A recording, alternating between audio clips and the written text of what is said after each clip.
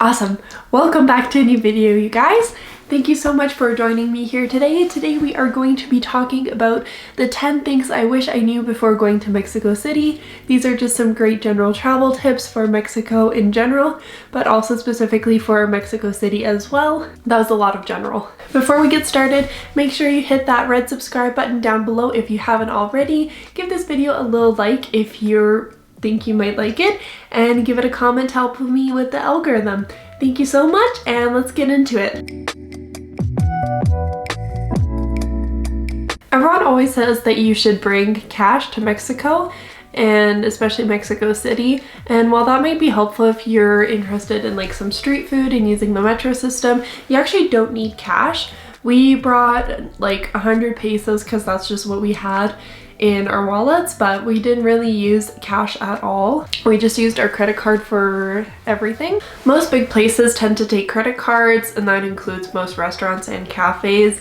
I never really had an issue. We did go to a lot of like touristy places though. If you are like interested in trying a lot of street food, then definitely bring some cash. And if you're going to use the metro system or public transit, you should bring cash as well. So that brings me into my next point, which is transit in Mexico. How are you going to get around? So what we did is we just used Uber. Uber is really inexpensive there. It's like $10 or so for a half an hour ride. So it's really inexpensive, plus tip of course. But if you want to take public transit, that's a really great option as well. Mexico City has a really great transit system. It's very comprehensive. The metro lines and the metro buses comprise most of the transit system there. There are mini buses as well that connect a lot of like the smaller suburbs. The metro bus is definitely newer and nicer than the actual metro. And rides for the metro and the metro bus are, I think, just 5 pesos each. So it's super cheap and a great way to get around the city. It's a little confusing at first, but a great app to use is called Move It. You can use Google Maps as well. That's really good. And Mexico City also has an app. I think it's just like Metro CDMX, Ciudad de Mexico. And that's a great way to take a look at what the different metro lines are. And there's Wi-Fi in pretty much most of the places in the city, or if there isn't, then there's usually a Starbucks around, so the apps are really helpful. One thing to note is that peak times for the metro system are usually 6 a.m. to 9 a.m. and then 6 p.m. to 9 p.m. And during those times, the public transit system is really packed and it can be a little bit overwhelming, so I recommend not traveling during those like peak times.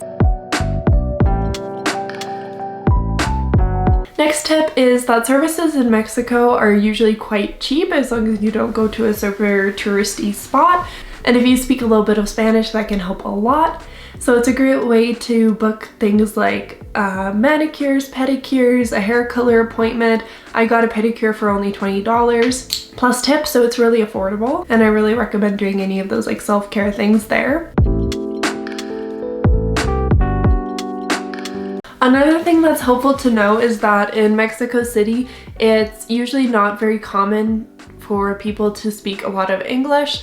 Most people in restaurants and things like that we went to spoke to us in Spanish. That was helpful because I speak Spanish, but if you don't, then it's a good idea to maybe get Google Translate or to go to a few more touristy places. If you go to super touristy places like museums and things like that, then people generally do speak English there.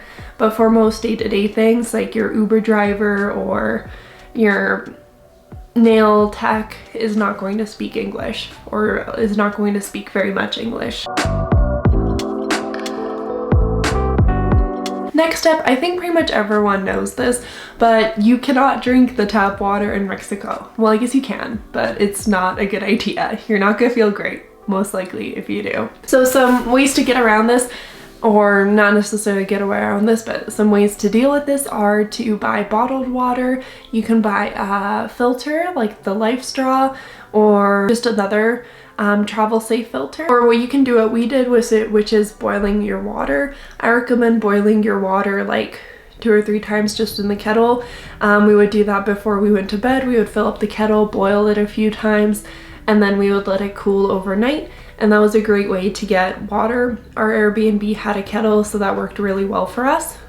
We did buy a couple of bottles of water as well, but if you want to reduce plastic, then doing this or getting a travel filter is a really great option. So because we're being careful with the water, you want to stay away from ice unless it's like a Starbucks or something established like that. If you go to a lot of cafes and things like that, you won't necessarily know if they're using like pure water to make their ice. Another thing to be cautious about is ordering salads. Again, you don't know what kind of water they use to like wash the salads with, and there can still be like water residue and like bacterial residue on the salad when you eat it. Even with being careful, you might still get an upset stomach.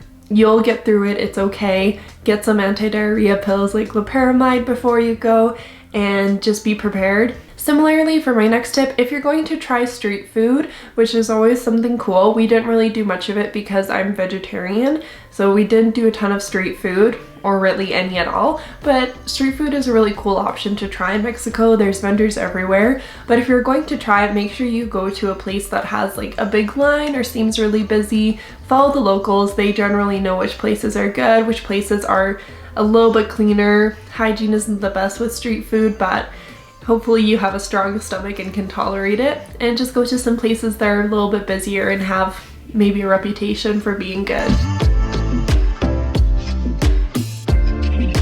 So Mexico City generally isn't super dangerous. Like, we felt pretty safe for the most part. Try to stick to some touristy areas. Some popular neighborhoods that are really great for tourists are Roma, Condesa, Coyoacán, and Polanco. And just in general, make sure you're aware of your surroundings. Don't try and walk around with like headphones in and things like that, especially at night. Just use common sense.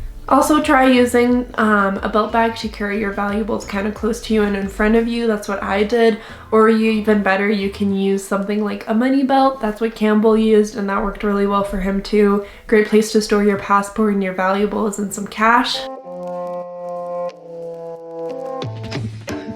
Another tip is don't just stick to the main parts of the city. This is kind of a mistake that we did. We just kind of wandered around the city for the most part and saw most of the things to see there, which is cool, but there's so much more to see around Mexico City than just the city. So make sure you take a look and do some research before you go. I made a video about this, the like top 15 things to do in Mexico City, so make sure you check that out. One place that I highly recommend is the Grutas de Tolantogo in Hidalgo. You've probably seen pictures of this place on Instagram, even if you haven't realized exactly that this is what the place is called. It looks super beautiful. It's one of the places I really wish I had gone to see, and I highly recommend checking it out. You can book some tours with TripAdvisor, which is probably the best way to get there. Another cool place to see that I wish we had been to is the Xochimilco canals. So this is built on a series of waterways that the Aztecs used, and the Spanish actually drained most of the water like in Mexico City, but Xochimilco remained kind of preserved. And there's a lot of gondolas and colorful boats that kind of cruise the waterways and that look absolutely gorgeous. So I highly, highly recommend doing that as well. Again, you can book a trip on TripAdvisor, or you can just go by yourself. Another thing to be aware of is that Mexico City is prone to earthquakes. This is one thing that I did not know before going to Mexico City and kind of wish I had, because it's just a good thing to know if there's going to be an earthquake where you are. So the best thing to do with anything is to follow the locals. They know the procedure well. If there's an earthquake coming, usually there's an alarm that will sound about 20 seconds before the earthquake is scheduled to hit. We didn't really hear any alarm when we had an earthquake that was supposed to come, but our Uber driver told us about it because he got the alert on his phone. Even if you don't get an alert, just pay attention to your surroundings, and if you see the locals kind of heading out into the streets and just waiting there, then just follow them and do that as well. Waiting in the street is usually the safest place to be during an earthquake. You definitely don't want to be inside. Another tip that is good to know is that Mexico City sits about 7,000 feet above sea level, so it's quite a high elevation. The high altitude means that the climate is more dry and cool than like really warm and humid. So it's fairly different than Cancun. I think when a lot of people think about Mexico, they just think of like a really warm, sunny place. And Mexico City definitely was warm and sunny for us, but it's definitely not as hot as the beachy areas. And just be aware, depending on when you're going, you might want to check the weather forecast. I mean, you should always check the weather forecast before you go traveling somewhere, but just check the weather forecast and take a look and plan out your outfits that way. Most of the people in Mexico City like never seem to wear shorts. They always wear like jeans and pants. So it's not super, super hot there. Finally, for my last tip is get travel insurance. This is a great tip for just traveling in general and something I never really did until I met my boyfriend Campbell. He and his family always get travel insurance, and I was never raised in a family where we got travel insurance. That's just not something we did. Luckily, we never had an issue, but you never know, so it's always good to get travel insurance just in case. You never know what might happen before your trip or during your trip, so it's really great to just have that peace of mind. And that's the end of this video. Thank you so much for watching. I hope you enjoyed it. Please give it a little thumbs up if you did. Make sure you subscribe if you haven't already, and leave a little comment for the YouTube algorithm. You can just say hi. That's all you need to say. It's great. Thank you again, and I hope you have a great day. Remember to smile.